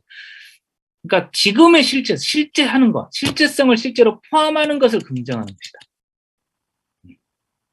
정신의 본질은 자신의 신체의 현실적 존재를 긍정하니까, 정신의 본질은 과거를 비교하는 게 아니라 지금의 현실적 존재를 긍정하는 거니까, 또한 우리들은 완전성을 사물의 본질 자체로 이해하기 때문에 다음의 결론이 나온다. 즉, 자신의 신체나 그 일부에 대해서 이전보다 크거나 작은 실제성을 포함하는 어떤 것을 긍정할 때면 정신은 더 크거나 작은 완전성을 이해한다. 그러므로 정신의 사유 능력이 증대하거나 감소하고 제가 말했을 때 그것은 오직 자신이 신체와 그 일부에 대해서 이전에 긍정한 것보다 크거나 작은 실제성을 표현한 것 같은 관념을 형성한다는 것이다. 이렇게 이해를 하라.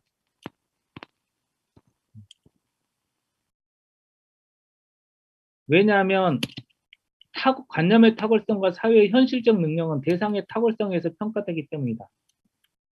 관념의 탁월성과 사회의 현실적 능력은 그 대상의 탁월성. 이 대상이 바로 나의 신체의 실제성이죠. 내가 갖고 있는 이 실제 자체의 탁월성에서 평가되는 것이고, 이게 무슨 말이냐면 과거의 부재, 과거에 존재하지 않았던 탁월성과 비교해서 탁월하지 않다, 이런 뜻입니다. 지금 여기서 말하려고 하는 게, 아시겠죠? 그러니까 나는 옛날에 없었는데 없어서 지금 생겼다, 이런 게 아니에요. 아시겠죠? 10년 전에 없었는데 지금 있다, 이런 게 아니라 지금 내가 완전성이 커지고 있냐 작아지고 있냐, 이런 것에 의해서 평가한다. 마지막으로 내가 정신 자체는 그것의 소유에 의해서, 그 주어진 바에서 어떤 것을 다른 것보다 한층 더 사유하도록 결정된다고 덧붙인 것은 정의의 첫 부분에 해명되는 기쁨과 슬픔 본성 이외에 욕망의 본성도 포함해 한층 더 사유하도록 결정된다. 정신은 더 사유하도록 결정된다. 그러니까 욕망을 넣으려고 그렇게 표현한 것이고, 네, 하여튼 지금 그 스피노자가 지금 스피노자 감정에 대해서 정의하는 그 가장 고유한 지점은 바로 이겁니다. 밑줄 치면 이 부분. 그러니까 부재하는 것과 비교하는 게 아니라 실제성에서의 증가 감소를 따지는, 실제성에서의 증가 감소. 이걸 설명하기가 되게 어려운데 이해를 하셨을지 모르겠습니다. 대충은 이해 가셨죠? 지금 여기 요 부분 있죠. 요 부분인데, 그죠? 이전보다 크거나 작은 실제성, 이게 이전보다 그러니까 그게 과거 아니냐, 그렇게 이해하지 말라는 거야. 과거의 상태와 비교하는 게 아니고, 예, 그러니까는 좀 수학적으로 쓰면 미분적인 것이라 그럴까?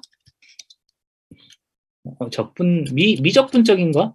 미적분적인 거? 그러니까는 미적분적인 게 막 지금의 작은 변동들 있잖아요. 나에게 있는 작은 변동들, 그죠? 증가하는 변동들, 감소하는 변동들이 있잖아요. 그죠? 끊임없이 내가 이렇게 이동을 하잖아요. 그런 식으로 기쁨과 슬픔을 보아야지 내가 옛날에 이랬는데 지금 이렇다. 이렇게 비교하지 말라는 거예요. 너무 지금 시간이 없어가지고 정신없게 가는 바람에 감정을 끝내려고 하니까는 감정이 정신이 하나도 없네요. 이 정신없는 감정을 보느라고 감정적으로 힘드셨을 텐데 고생들 하셨습니다. 바쁘시면 먼저 나가시면 되시고요. 질문을 하거나 뭐 이야기할 게 있으면 말씀하시죠. 이 책으로 보면은 지금 이제 이만큼을 한 겁니다. 이만큼은 그죠? 진짜 3분의 2 좀 덜 남은 것 같아요. 얼마 안 남았습니다. 이제 이렇게 해도 감정이 너무 많이 나와가지고 잘 정리가 잘 안 되죠, 그죠? 뭔가 스토리가 별로 없잖아요, 그죠? 이 감정 부분은 스토리가 별로 없어요.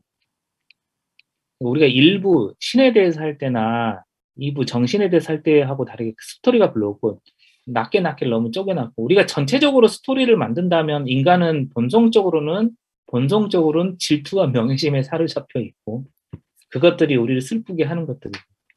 그죠? 그런 식으로 간단히는 정리할 수 있지만 몇 개의 정의들만 기억하시면 되겠습니다. 기쁨, 슬픔, 욕망, 그죠? 사랑, 증오 이런 것들을 감정의 모방을 우리가 많이 한다. 명예욕이 강하다. 과대평가나 오만함이 크고 뭐 이런 것들을 주로 하시면 되고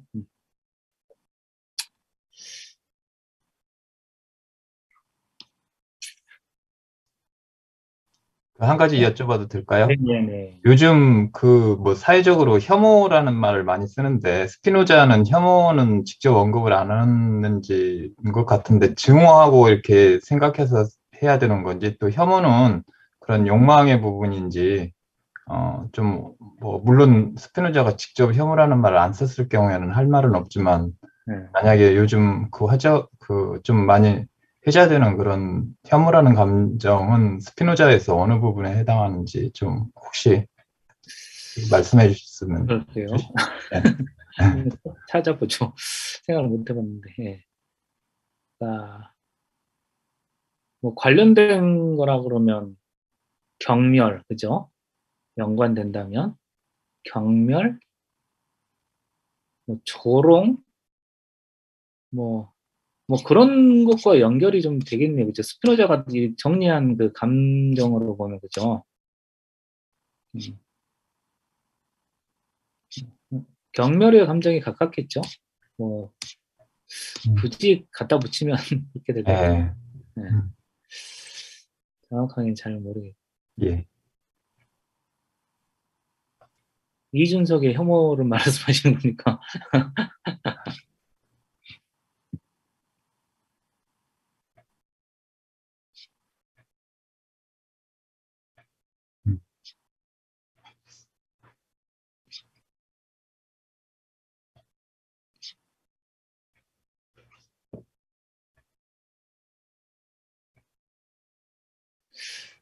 근데 이제 여기 혐오는 우리가 혐오를 어디 했더라?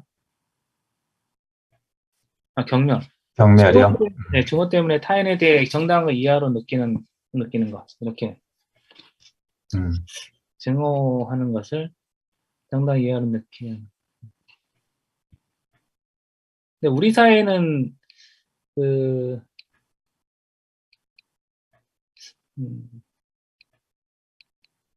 지금 우리 사회에서 문제되는 것은 그냥 단순히 혐오가 아니라 진영 논리로서의 혐오죠. 그죠? 그러니까 이런 갈라치기. 그러니까는 장애인을 공격하면서 장애인을 공격하는 사람들의 표를 얻는 정치적 이득 행위 뭐 이런 것들이 지금 문제죠. 일반적인 혐오라 그러면 예를 들어서 뭐 인종차별적인 거라든지 그런 것일 텐데 현재 우리 사회에서는 문제되는 것은 물론 예를 들어서 뭐 이주 노동자들에 대한 혐오, 뭐 장애인에 대한 혐오 이런 것들이 없지는 않았는데 지금 문제되는 것은 그걸 아예 공론화시켜갖고 정치적으로 유불리를 따져가면서 이제 매표형으로 연결을 시키고 있는 거잖아요, 그죠? 그러니까 정치가 뭐 그런 정의는 저는 동의하지 않는 거지만 기본적으로 갈등의 봉합이라 그러면 우리 사회는 갈등을 노출시키면서 거기서 오히려 정치적 이득을 얻으려고 하는 측면이 더 강해졌죠, 이제 노골적으로. 그게 지금은 문제이죠. 문제이고. 네. 그러니까 이런 것들이 이제 가면은 이제 정치적으로 정치공학적으로 이용이 되기 시작하면 사회적 갈등이 더 엄청나게 커지는 거니까 문제가 있죠. 스피노자 이 시기에는 뭐 사회적인 욕망 이런 것은 좀 개념은 없는 거죠. 그냥 사회적인 뭐. 네.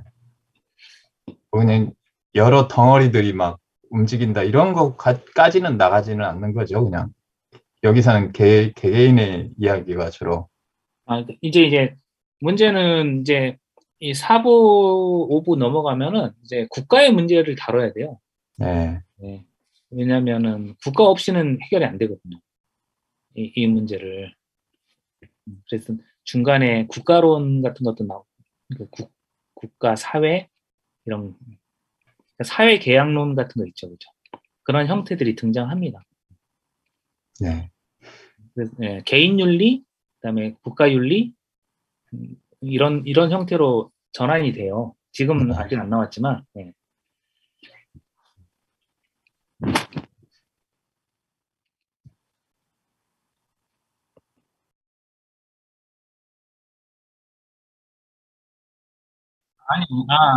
아니, 이행, 약간 오해가 있었네요. 그죠? 예, 그 말 뜻은 알겠습니다. 그러니까 지금 여기 기쁨과 슬픔에 대한 정의가 나와 있었죠. 여기 이행, 그죠? 여기 보이십니까? 이때는 이건 기쁨에 대한 정의죠. 그러니까 내 신체와 내 정신이 더 큰 완전성으로 움직여 갈 때 기쁨을 느낀다는 거고, 선생님 말씀하시는 것은 수동에서 능동으로 어떻게 바뀔까 이런 거죠. 지금 어떻게 수동적 상태에서 능동적 상태로 바뀔까 그런 말씀이시죠? 네. 지금은 계속 수동을 살펴봤고, 그 다음에 스피노자가 능동의 감정이 두 가지가 있다는데 그게 기쁨과 욕망이라고 그랬고, 그죠? 그래서 우리가 슬픔, 기쁨, 욕망에서 기쁨, 욕망으로 전환해 가면 되는 건데 그 전환의 방식이 바로 윤리학이에요. 에티카. 아시겠죠? 그 전환을 어떻게 할 것인가가 서술된 게 에티카예요. 우리가 어떤 식으로 살 것인가. 그러니까 수동의 삶에서 능동의 삶으로 어떻게 이행할 것인가.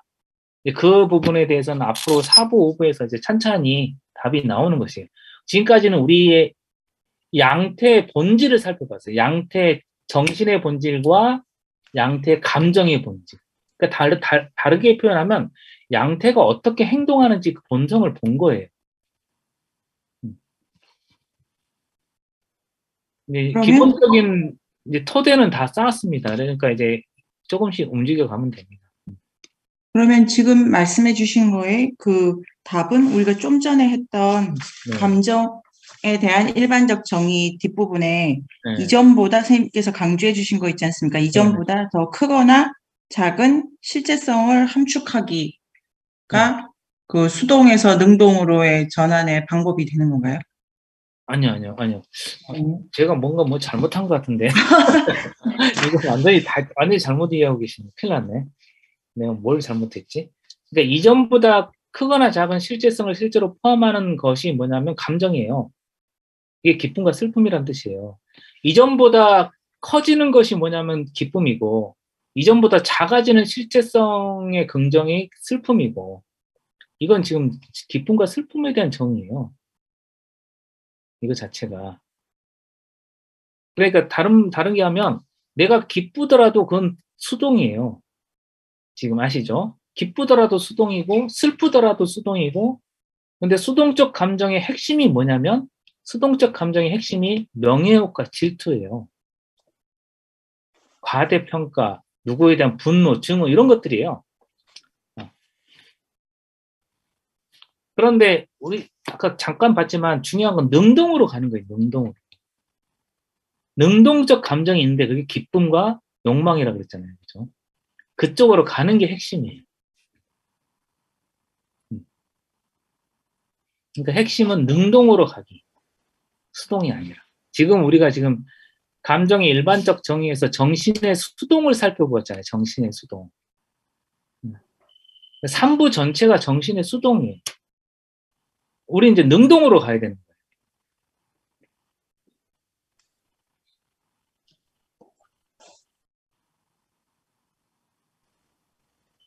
그러니까 능동으로 간다는 게 이성적, 그렇죠, 그렇죠. 그리고 적합한, 적합한 관념이죠. 네. 이성적인 관념이죠. 근데 우리가 수동에 빠져 있더라고 하더라도 완전하지 않습니까? 그렇죠. 그러니까 능동으로 간다고 해서 더 완전해지는 건 아니고 어쨌든 모두 다 완전해요. 각각의 상태는 완전해요. 각각의 상태는 완전한데 가장 중요한 건 뭐냐면 이런 수동의 상태에서 우리의 코나투스를 보호하기가 쉽지 않다는 거예요. 코나투스가 우리의 본질인데 이 수동의 상태에서는 기쁨을 느낄 수도 있고 슬픔을 느낄 수도 있는데 대부분 큰 슬픔 속에서 코나투스를 상실하게 돼요.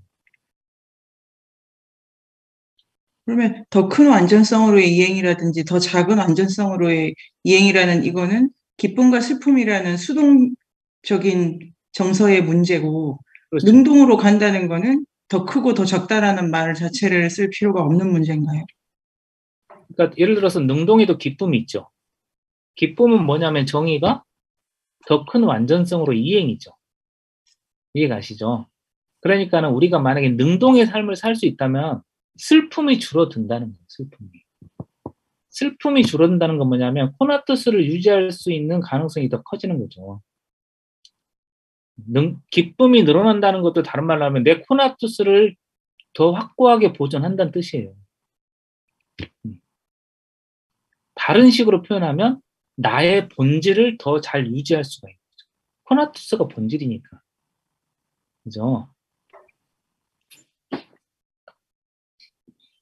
근데 이제 그러니까 아직 완벽하게 밝혀진 건 아닌데 우리가 살아가는 이 상태 속에서는 기쁨보다는 슬픔이 더 많습니다.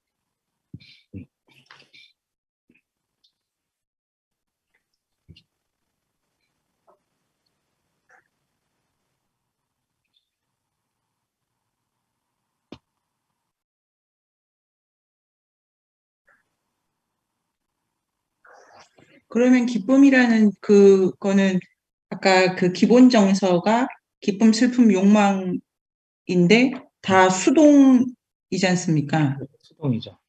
그러면 능동에서 말하고 있는 이 3부 후반부의 기쁨, 욕망은 네. 능동이고요. 능동, 예. 그게 거기가 왜 이렇게 같은 말이 여기 붙고 저기 붙는지가 지금 제가 그 차이점, 여기서 차이점 중에 한 가지는 능동에는 슬픔이 없다는 거. 이게 중요한 것이고. 그러니까 우리가 능동의 삶을 살아야 되는 이유는 뭐냐면 슬픔이 사라진다는 거. 슬픔은 뭐냐면 내 완전성의 감소죠. 내 완전성이 감소하다 계속 감소하면 죽음으로 가는 거죠. 다른 말로 하면. 아니면 내가 무능력해지거나 그렇겠죠. 내가 큰 슬픔에 빠져 있다는 건 다 무슨 말입니까? 내가 아무것도 할 수 없는 상태에 빠지는 거 아닙니까? 안 그런가요? 너무 큰 슬픔에 빠지면 아무것도 못 하잖아요. 그런데 우리 삶 전체가 강한 슬픔에 사로잡혀 있다. 그러면 아무것도 못 한다는 뜻이에요. 그러니까 정의 자체는 바뀐 게 없어요. 완전성의 증가와 감소, 이렇게 기쁨과 슬픔을 정의하는데, 능동으로 가면 능동은 뭡니까? 적합한 관념이고 내 정신의 능력을 확인하는 과정이잖아요. 그러니까 내 능력이 증가하는 거라서 기쁨이에요. 그러니까 우리가 이성적인 삶을 산다는 건 어떤 거냐면 기쁨을 더 많이 확보하는 과정이에요. 기쁨을 확보한다는 건 내 코나투스가 잘 보존된다는 뜻이에요. 더 강력하게 말을 하면 우리가 일종인식 삶을 살면 우리 생명을 보존하기가 쉽지 않습니다. 그러니까 지금 우리가 사회가 이렇게 국가가 유지되고 있는 것만으로도 이종인식 상태예요. 이게 그나마 지금 이제 아직 국가가 나오지 않았잖아요.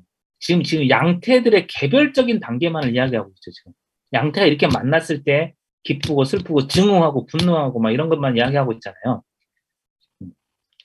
이제 처방이 나와야죠. 처방이 뭐냐? 처방을 해야 되겠죠. 곧 처방을 하게 됩니다.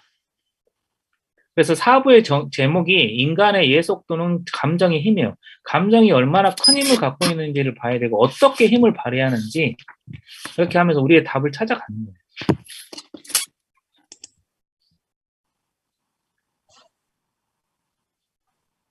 이건 생뚱맞은 질문일 수 있는데 네. 감정을 인식하라고 뭐 하여튼 많이 하잖아요. 심리학에서. 알아차림. 알아차림. 그것도 이성적 사고로 적합한 관념을 갖기 위해서 하는 연습이에요? 우리 보니까는 어디 소승불교인가 그죠? 윗바사나인가 그쪽에서 알아차림을 많이 하는 것 같더라고요. 그죠? 그게 효과가 있는지는 정확하게 잘 모르고 효과가 있으니까 하겠죠. 그런데 스피노자에 따르면 알아차림은 같을 수 있는데 뭘 알아차려야 되냐 스피노자한테는 원인을 알아차리는 거죠. 스피노자한테 그게 중요한 거고 그 소승불교는 모르겠지만 소승불교는 현재 발생하는 모든 것에 대한 알아차림이죠. 걸을 때도 천천히 걸으면서 그걸 다 느끼는 거고 그러니까 좀 다른 것 같아요. 스피노자는 좀 다르고 근데 뭐가 좋을지는 한번 선생님께서 해보시고 비교해서 설명해 주세요. 네. 논문으로 발표해 주시기 바랍니다. 다음 학기에. 그리고 아까 선생님이 정신분석학에서 충동과 욕망은 다르게 해석한다고 얘기했는데 네. 그거가 궁금해요. 조금만 더 설명해 주세요. 이게 약간 전문적인데 설명하면 다른 분들 다 도망치실 텐데. 네. 그러니까는 어디서부터 설명을 해야 되나? 예를 들어서 프로이트가 죽음 충동이란 말을 써요. 죽음 충동. 쾌락 원칙을 넘어서라는 그 짧은 글이 있습니다. 이게 프로이트가 자기 기존의 이론을 다 뒤엎는 책이에요. 예, 기존의 원칙이 뭐였냐면 쾌락 원칙이었거든요. 그런데 쾌락 원칙을 넘는 게 있는데 그게 뭐냐면 죽음 충동이에요. 죽음 충동.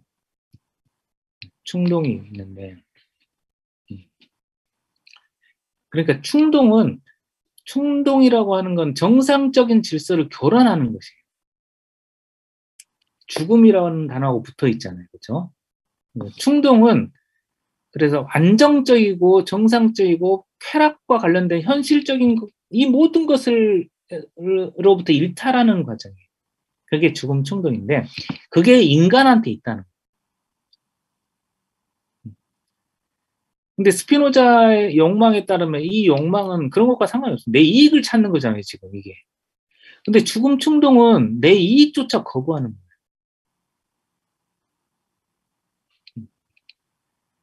거예요. 그런 차원이 인간한테 있다는 거예요. 이익조차 거부한다. 그러면 스피노자의 이런 책이 다 깨지는 거예요.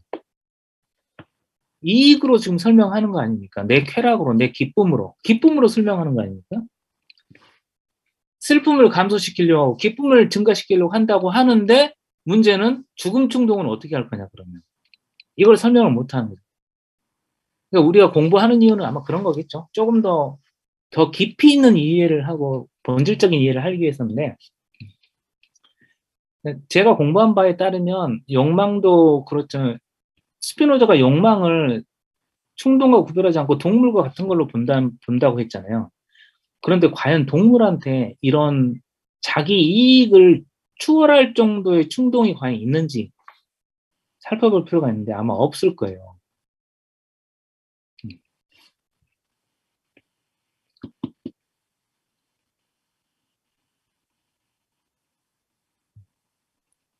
간단히만 설명드리면 그렇습니다. 네.